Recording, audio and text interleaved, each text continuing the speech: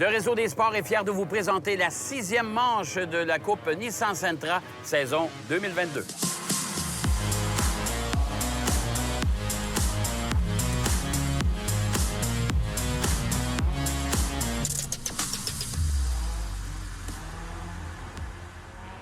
Je vous souhaite la bienvenue pour la 6e manche de la Coupe Nissan Sentra, la saison 2022. Déjà la 8e saison.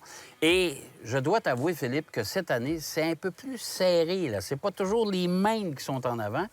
Là, Justin Arsenault, lui, a tout approuvé parce qu'il veut reprendre la tête du championnat.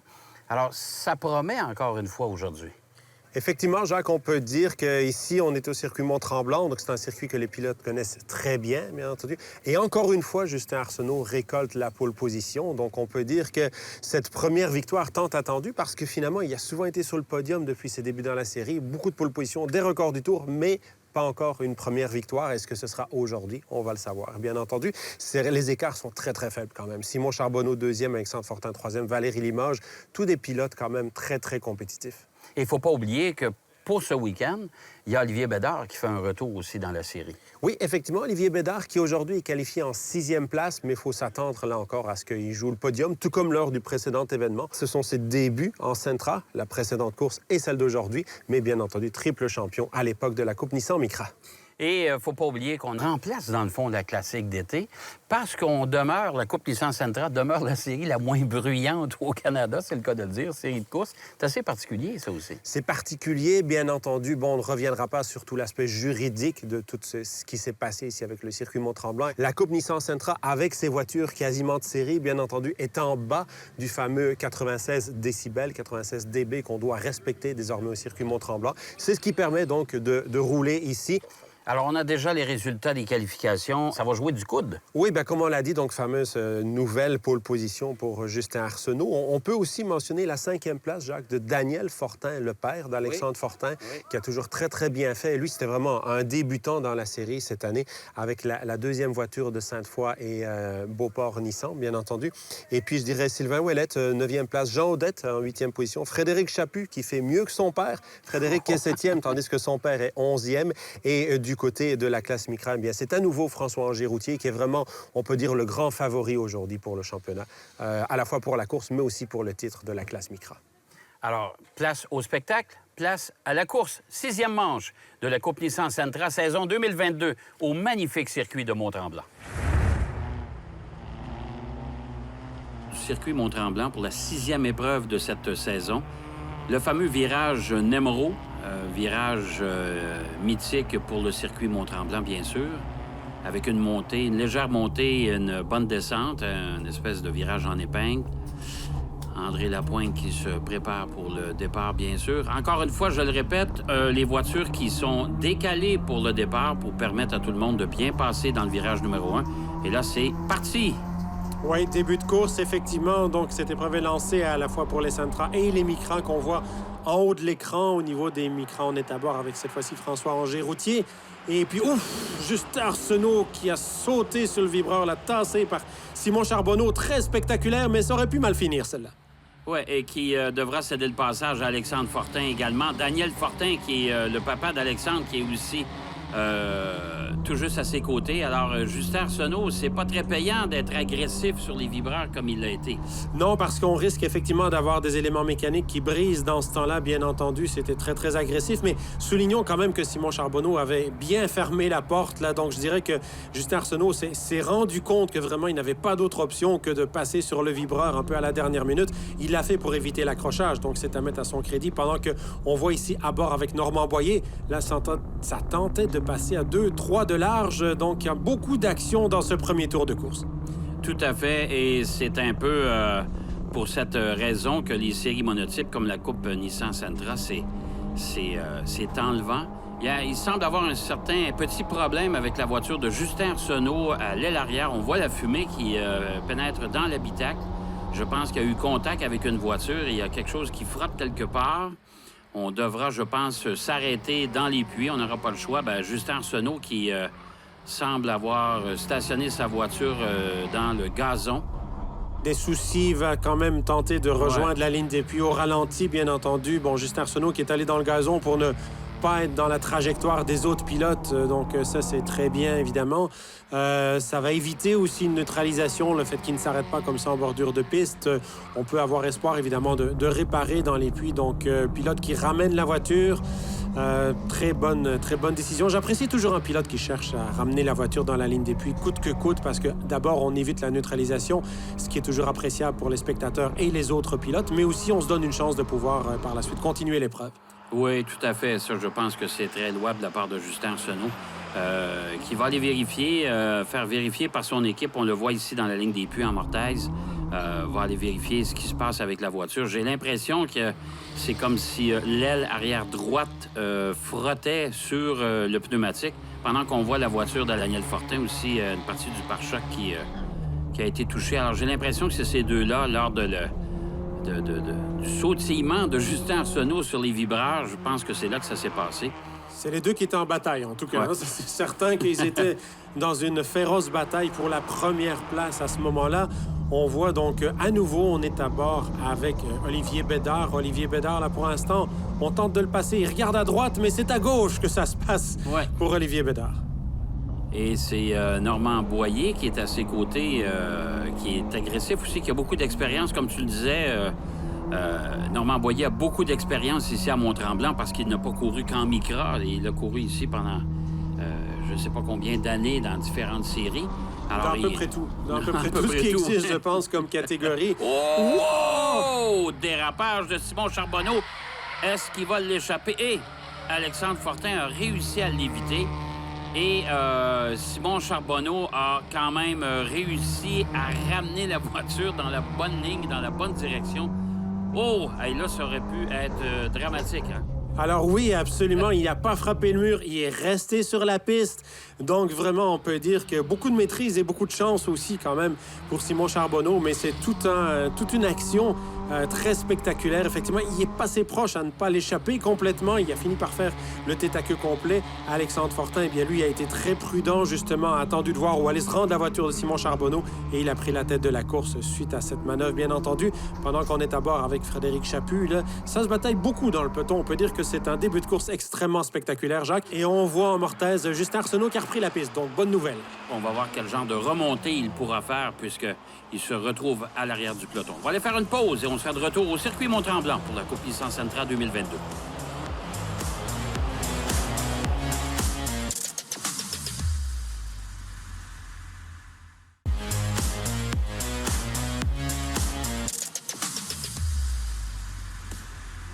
Alors, jusqu'à présent, on a droit à quand même une course relevée pour cette 6e épreuve, mon cher Philippe. Tout à fait, Jacques. Une course très, très spectaculaire, y compris dans la classe Micra. On voit que si François Routier, encore une fois, domine les débats, eh bien, il y a fort à faire avec Nicolas Barrette et Simon Vincent. Donc, ces trois pilotes qui, pour l'instant, ne se lâchent pas. D'autres pilotes qui ne se lâchent pas, eh bien, c'est le peloton qui se bat aux alentours de la 5e, 6e, 7e place, là, avec notamment Simon Charbonneau qui va tenter de remonter aux avant-postes après sa mésaventure de tout à l'heure. Alors, pendant qu'on voit Normand Boyer qui, lui, se cherche une place pour passer. Oui, il se cherche une place à passer et c'est pas évident parce qu'il y avait aussi la bataille entre Olivier Bédard et Daniel Fortin. Donc, je dirais que c'est des pilotes, pour l'instant, qui ne se sont pas lâchés depuis le début de la course. Là, on le voit, ce peloton très spectaculaire depuis le départ. Est-ce qu'Olivier Bédard bloque un petit peu ses adversaires? C'est la question qu'on se pose. Chose certaine, en tout cas, c'est qu'Olivier, même s'il est encore très jeune, c'est un jeune pilote québécois, il y a quand même beaucoup d'expérience pour lui. Alors, ça va pas être évident, je pense, pour dépasser Olivier Bédard durant cette épreuve. Et je mentionnais tantôt le pare-choc détaché. C'est Daniel Fortin qui... Mais tout semble tenir de toute façon. Je ne sais pas si il semble céder le passage à beaucoup de monde. Il rentre dans les puits, donc problème pour Daniel Fortin avec sa voiture. On va voir ce que ça va donner, ce qu'on va être en mesure de ressortir. On verra bien. Est-ce que c'est une pénalité, Jacques? Est-ce que c'est peut-être une pénalité qu'il a reçue pour justement un contact évitable? C'est ce qui expliquerait donc souvent comme ça des pénalités de passage par la ligne des puits, bien entendu. Ça fait plusieurs positions de perdu. Oui, Daniel Fortin qui devrait se retrouver à cause de cela aux alentours de la 12-15e position, bien entendu. Alors, il a probablement reçu un drapeau noir de la part du préposé au départ, justement, pour lui signifier un passage obligatoire dans les puits. On sait que les pilotes de la Coupe Sentra ont, je pense, c'est 3 tours ou 4 tours, 3 tours pour entrer suite à l'ordre donné, effectivement, sous forme de drapeau noir à ce moment-là. Donc, effectivement, bon, c'est certain que c'est quand même assez coûteux sur un circuit comme le circuit Mont-Tremblant parce que la ligne des puits est très longue. Hein. Ça dépend toujours. Évidemment, la pénalité peut être moindre lorsqu'on est sur des circuits où la ligne des puits est plus courte, par exemple au Grand Prix de Trois-Rivières ou à d'autres endroits, mais à des places comme le circuit Gilles Villeneuve à Montréal ou le circuit Mont-Tremblant ici, c'est évidemment très coûteux. Le circuit de Mosport, c'est un peu moins coûteux, ligne des puits un peu moins grande, mais ça, évidemment, la pénalité, elle reste la même, c'est-à-dire un drapeau noir. Simon Charbonneau, évidemment, qui est un des prétendants sérieux au titre cette année, alors qui a réussi quand même à passer Olivier Bédard.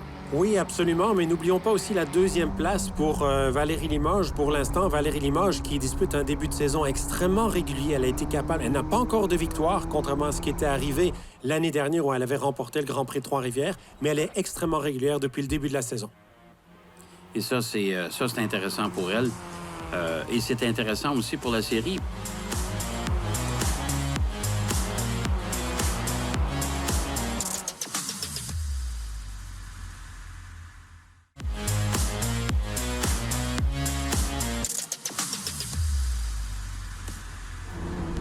De retour au circuit Mont-Tremblant. Et bien sûr, les Sentra étant un peu plus rapides et les voitures un peu plus agressives au freinage, on rattrape les dernières voitures qui sont en piste. Et pendant ce temps-là, on voit, Jacques, Simon Charbonneau, on ne s'attendait même plus à le voir dans le top 10 après sa mésaventure, son gros tête à queue de tout à l'heure. Et là, il est en train de rivaliser avec la 2e place, de prendre même la 2e place à Valérie Limoges. Alors, Simon Charbonneau qui a pris beaucoup d'expérience depuis 2 ans. On l'avait déjà aperçu en Coupe Micra il y a quelques années, mais là, je pense que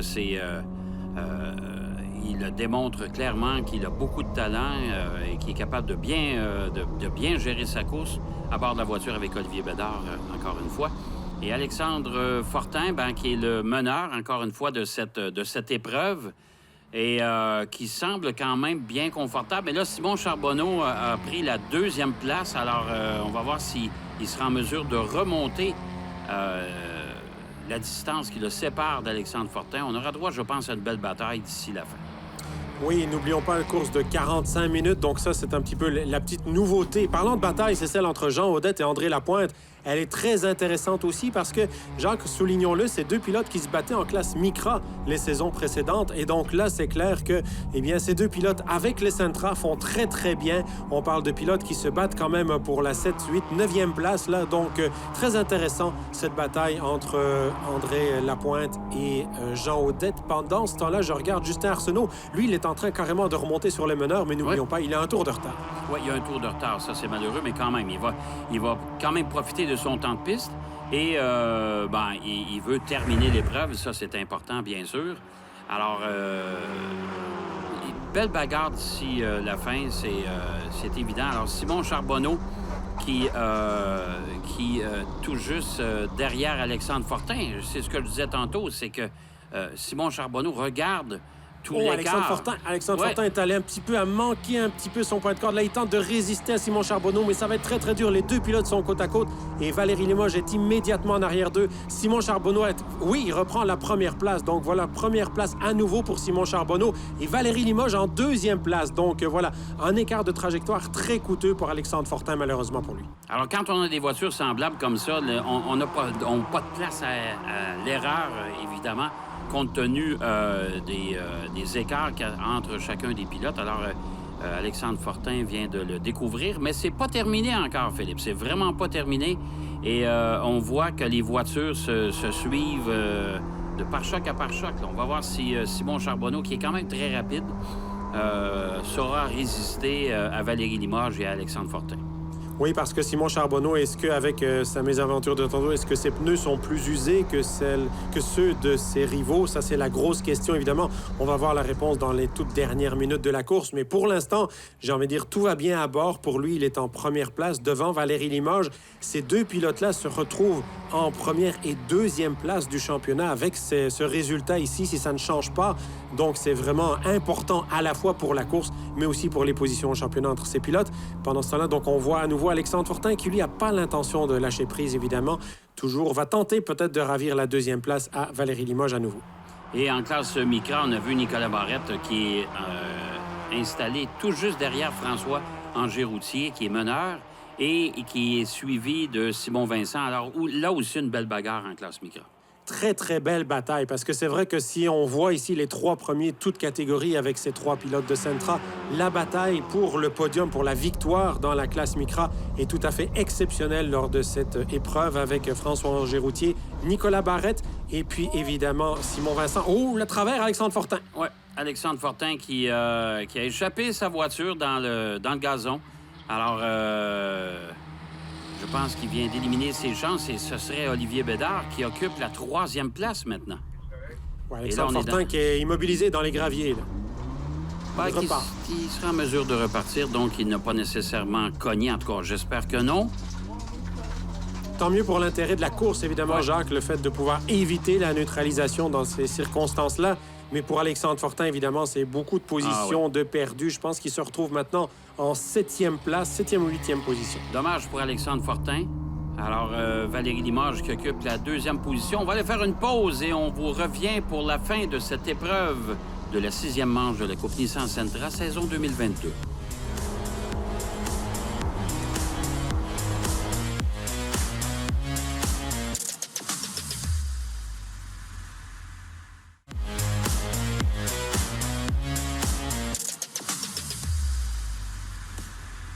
On approche la ligne départ-arrivée.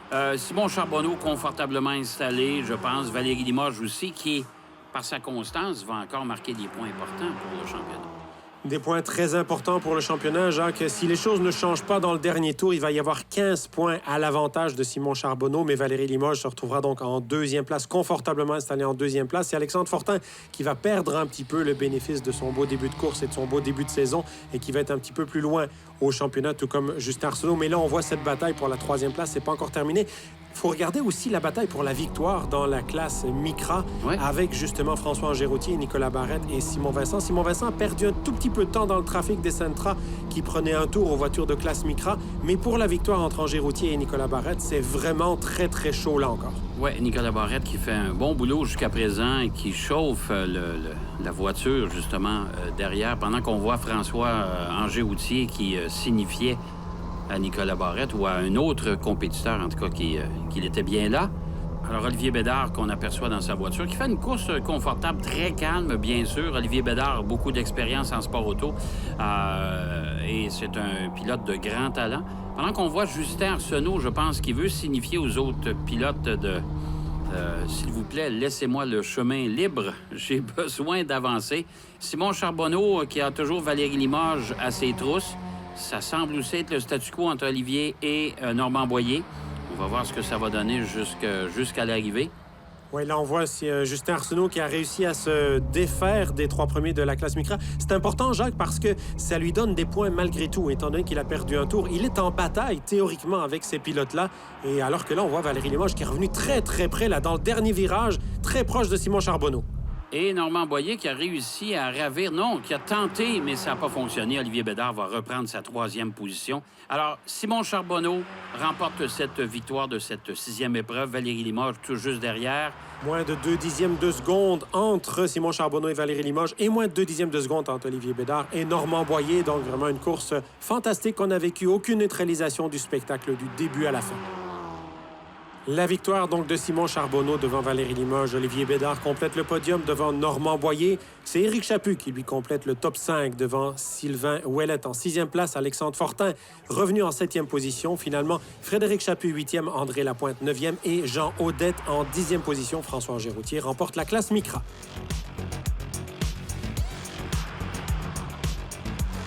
Oui, toute une course, une folle course. Un bon départ, je partais deuxième, puis dès le premier coin, ça a bien été. J'ai gardé l'extérieur, j'ai réussi à passer premier. Puis je pense au deuxième tour ou troisième tour, je l'ai échappé. J'ai fait un 360 complet.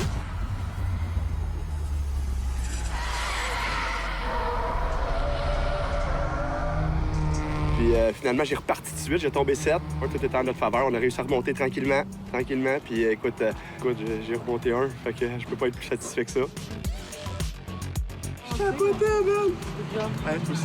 Ça a été une bonne course aujourd'hui, fini deuxième. Il y a eu pas mal de batailles en piste. On avait même eu une bonne distance là, au début à cause qu'on se bataillait un peu. Puis moi et Simon, on a réussi à rattraper. Il y a eu un peu aussi les micros aussi qui sont venus jouer là-dedans, qui a fait une différence dans la course. Il faut comme que tu anticipes un peu si quelqu'un fait un spin devant toi ou un accident. Il faut comme que tu anticipes où ce que l'auto va aller. Des fois, ça fonctionne, des fois, ça fonctionne pas. Pour moi, aujourd'hui, ça a fonctionné parce qu'il y a une micro qui est venue complètement à travers de la piste. Donc, il a fallu que je ralentisse pour attendre de voir quelle direction qu'elle prenait. Mais j'ai pas perdu de position, mais c'est sûr que ça m'a fait perdre un peu de distance là, sur le premier à ce moment-là. Et puis, non, ça a été super le fun. Deuxième, puis on va se préparer pour le Grand Prix de Trois-Rivières et j'espère répéter ce que j'ai fait l'année passée, donc une victoire, rien de moins. Alors, la course a super bien été. On partait 6e. Mauvaise qualification ce matin, mais on s'est bien repris durant la course pour terminer 3e. On était un peu chanceux avec quelques malchances de d'autres pilotes. On manquait un peu de vitesse, je dirais, pour être capable de rester avec les gens en avant, mais là, on avait la distance. Il y avait Normand qui mettait beaucoup de pression en arrière. Un tour avant la fin, les retardateurs ils ont mis un peu de piquant dans la course, donc on a réussi à quand même finir 3e, donc très content. Je suis vraiment content pour l'équipe de leur apporter 2 podiums ce week-end. Ça a bien été. 45 minutes, c'est un petit peu plus long, évidemment, mais c'est surtout sur la température de la voiture. C'est-à-dire que pendant 45 minutes de temps, les pneus frottent par terre. C'est 15 minutes de plus que ce qu'on a d'habitude, donc ils viennent plus chauds, c'est plus glissant. Fait qu'il faut être très alerte, avoir des bons réflexes et surtout pas faire d'erreur, le moins possible.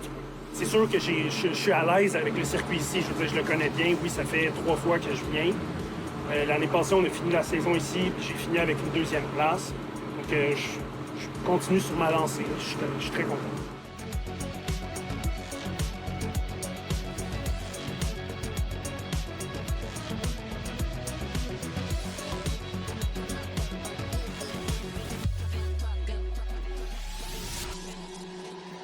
Alors, bien sûr, encore une fois, une course relevée, bien sûr. Et cette 6e manche qui marquait la fin de la première moitié de la saison 2022 de la Coupe Nissan Sentra, Jacques. Et en plus, le prochain événement arrive assez vite avec le Grand Prix de Trois-Rivières. Très, très attendu, cet événement. Et on aura un invité important du côté du Grand Prix de Trois-Rivières dans la Coupe Nissan Sentra. Et c'est nul autre que le fils du légendaire pilote de Formule 1, James Hunt, Freddie Hunt. Absolument. Et Freddie Hunt, effectivement, a très hâte d'être au Grand Prix de Trois-Rivières, mais je pense que tous les fans de la Coupe Nissan Sentra et de l'événement en général, ça va être vraiment un beau cadeau qu'on va leur faire. Alors, on vous donne rendez-vous pour la prochaine émission, bien sûr, le prochain reportage de la Coupe Nissan Sentra saison 2022 du Grand Prix de Trois-Rivières. À bientôt.